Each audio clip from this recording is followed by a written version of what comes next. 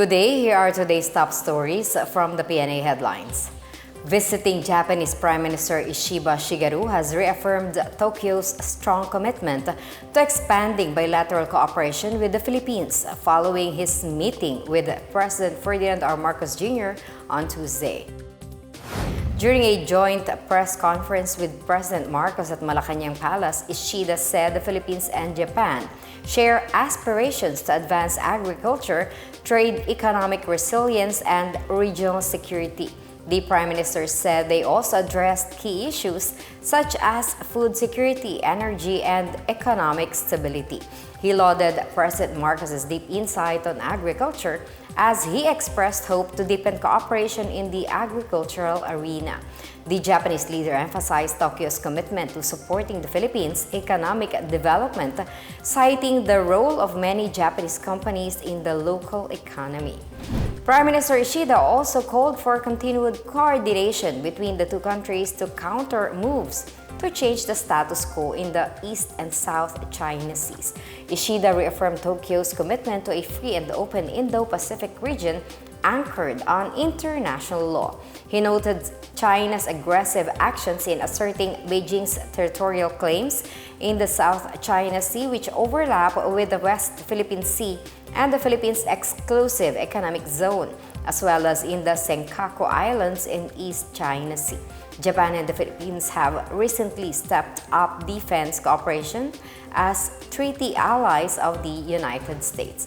For his part, President Marcos highlighted the shared values and long-term cooperation between the Philippines and Japan, especially in upholding democratic institutions and a rules-based international order. Air Force units from the Philippines and the United States conducted a combined air patrol in the West Philippine Sea on Tuesday. The Philippine Air Force deployed 3 F/A-50PH fighter jets, while the U.S. Pacific Air Forces sent a Rockwell B-1B Lancer strategic bomber, along with 2 F-16S Vipers and a F-18 multi-role fighter for this mission. Air Force spokesperson Colonel Maria Consuelo Castillo said the patrol is part of the 9th Multilateral Maritime Cooperative Activity between the Armed Forces of the Philippines and the U.S. PACAF. Castillo said the cooperative activity aims to strengthen collaboration and enhance interoperability between the AFP and the U.S. military. The Air Force said the activity reinforces its commitment and readiness to support the AFP in safeguarding the country's territory and sovereign rights and promote a secure and stable Indo-Pacific region. Senate Majority Leader Francis Tolentino on Tuesday said the recent arrest of a Chinese national near the Commission on Elections office in Manila confirms warnings that foreign parties threaten to interfere in the upcoming elections. Agents of the National Bureau of Investigation on Tuesday arrested the suspect carrying spy equipment, including an international mobile subscriber identity catcher, a device that tracks and intercepts mobile phone communications. In a statement, Tolentino said the incident validates the findings of last week's Senate inquiry, which exposed efforts by China to undermine the Philippines' democratic processes. He lauded the NBI for thwarting what he called an insidious plan to advance Beijing's agenda. He said any plot to compromise Philippine democracy will surely fail with vigilance from the government, intelligence community, and the people. Tolentino filed Senate Bill number 2951, or the proposed Counter-Foreign Interference Act, which seeks to address foreign interference, including modernizing the country's outdated anti-espionage framework. In other news, Alert Level 1 remains over Bulusan Volcano even as it erupted Tuesday night. The Philippine Institute of Volcanology and Seismology said Bulusan erupted anew for 77 minutes from 7:43 p.m. to 9 p.m. The volcano emitted an eruption plume 70 meters high, which likely drifted southwest.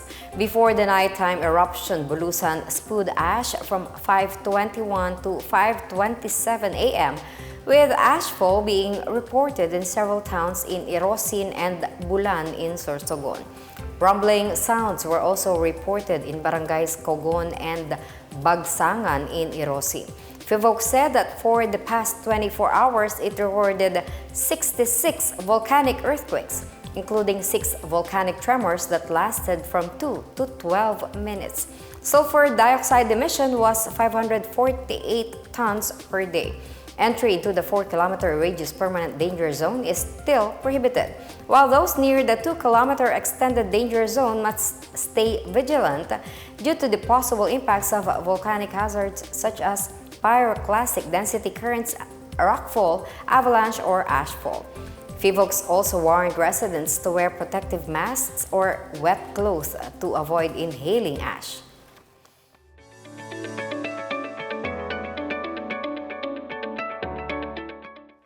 Moving to our business news, Agriculture Secretary Francisco Tiu Laurel Jr. has called for support for the upcoming launch of the 20 peso per kilogram rice program in Visayas and in select parts of Metro Manila.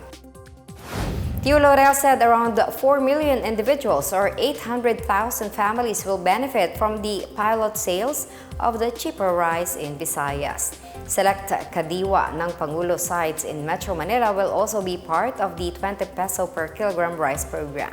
Tiu Laurel, meanwhile, maintained that the rice program is not part of any political maneuver amid the upcoming May 12 midterm elections. Contrary to allegations that the rice to be sold is poor quality grain used for animal feed, the program is using a mixture of soon-to-age and aging rice from the National Food Authority. Tiu Laurel urged the public to not sabotage the rice program with fake news and slander, as everyone will benefit from it. Meanwhile, the national government's revenue, collections, and expenditures continue to grow in the first quarter of the year, according to the Bureau of Treasury. Revenue collections rose by 6.9% to 998.2 billion pesos from 933.7 billion in the first quarter of 2024. Tax collections increased by 13.55% to 931.5 billion pesos, citing the strong performance of the Bureau of Internal Revenue and the Bureau of Customs. Non-tax revenues dropped to 66.7 billion pesos from last year's 113.4 billion. On the other hand, government spending hit 1.5 trillion pesos or 23.8% of the full-year expenditure program.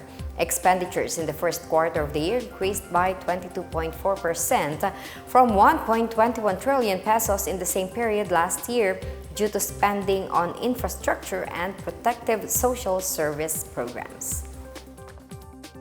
And that's the latest and the biggest stories on the Pna Headlines. For more news updates, visit our website, pna.gov.ph, or our Facebook and X account, Philippine News Agency. The Pna Headlines is also streamed via the Servicio Facebook page.